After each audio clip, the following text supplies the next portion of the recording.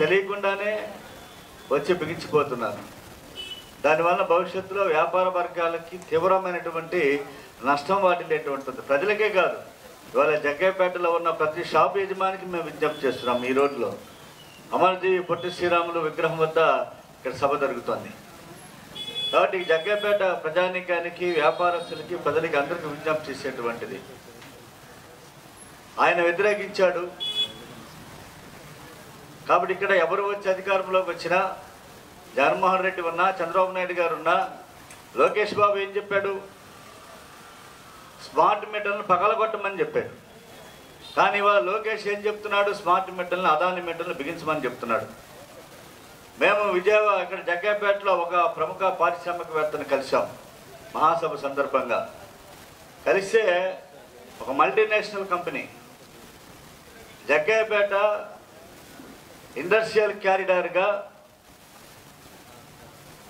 ప్రభుత్వం ప్రకటించాలన్నటువంటి డిమాండ్ చదివైన, ఎందుకు sir industrial corridor, Adani క్యారిడార్గా ప్రకటించమని చెప్పేసి డిమాండ్ చేయండి అని చెప్పి ఒక మల్టీనేషనల్ కంపెనీ, వేల కోట్ల రూపాయలు, $1 మిలియన్ వ్యాపారం చేసేటువంటి ఒక కంపెనీ యాజమాన్యం ఆ పరిస్థితుల్లో ఉందంటే సామాన్య ప్రజల పరిస్థితి సెమింగ్లాలు సొరచాపను మిగినట్లుగా అదాని అన్ని చోట్ల పరిశ్రమల్ని కబలిస్తున్నటువంటి పరిస్థితి ఉన్నది. అందువల్ల జగ్గయ్యపేట ప్రాంతం పారిశ్రామిక ప్రాంతం, సహజ సంపద పుష్కలంగా ఉన్నటువంటి ప్రాంతం, సున్నపురాయి గనులు పుష్కలంగా ఉన్నటువంటి ప్రాంతం, ఇసుక అపారమైన సహజ సంపద ఉన్నది. మేము చేశాం ఎన్టీఆర్ జిల్లా కమ్యూనిస్టు సమితి. విజయవాడ పార్లమెంటు సభ్యుడు జగ్గయ్యపేట గుండా ఇసుకను అక్రమంగా సరఫరా చేస్తుంటే రాష్ట్ర ముఖ్యమంత్రికి పంపించాం, డిప్యూటీ సీఎంకు పంపించాం, పోలీస్ కమిషనర్, కలెక్టర్ యుద్ధం చేశాం.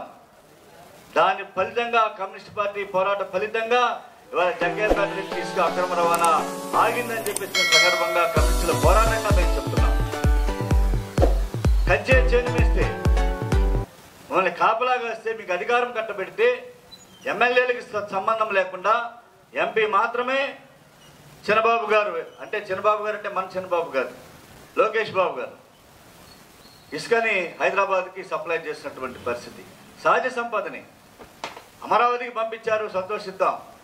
కానీ అమరావతి నిర్మాణానికి పంపించలా, కేటీఆర్ నిర్మాణ సంస్థకు పంపించారు.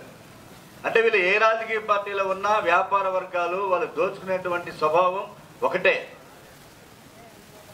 కాబట్టి వాళ్ళ ఇసుకకి వ్యతిరేకంగా పోరాటం చేశాం, ఇసుక అక్రమ రవాణాకి వ్యతిరేకంగా పోరాటం చేశాం.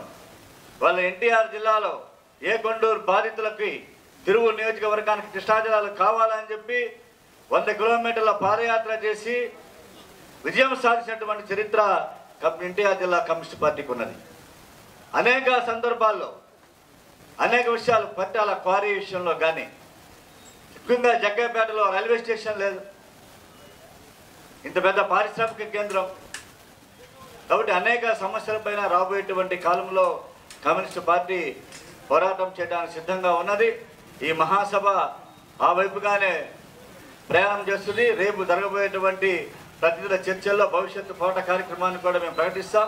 జగ్గయ్యపేట సమగ్రాభివృద్ధికి ఇక్కడ ఎంతోమంది పెద్దలు, ఎమ్మెల్యేగా ఉన్నటువంటి శ్రీరామ్ తాతయ్య గారు, ఆయన మా స్టూడెంట్ ఫెడరేషన్లోనే కమ్యూనిస్టు విద్యార్థి నాయకుడిగానే పనిచేశారు. లేదు సామ్నేని ఉదయభాన్ గారు, వారి తండ్రి గారు చిరకాలం కమ్యూనిస్టు ఉద్యమంలో పనిచేసినటువంటి వారే. కాబట్టి ఇక్కడ జగ్గయ్యపేట ప్రాంతంలో కమ్యూనిస్టుల యొక్క వాసన, కమ్యూనిస్టుల యొక్క విత్తనాలు, కమ్యూనిస్టు ఎరువు అనేటువంటిది జగ్గయ్యపేట నేలలోనే ఉన్నది. కాబట్టి ఖచ్చితంగా ఎన్టీఆర్ జిల్లా కమ్యూనిస్టు పార్టీ, జగ్గయ్యపేట నియోజకవర్గ కమ్యూనిస్టు పార్టీ వల్ల సేద్యం చేస్తున్నాం. మేము ఈ ప్రాంతంలో తిరిగి కమ్యూనిస్టు పార్టీని పూర్వ వైభవం తీసుకురావడానికి, పునర్వైభవం పొందడానికి మీ ప్రజలందరూ కూడా సహకరించాలని చెప్పేసి నేను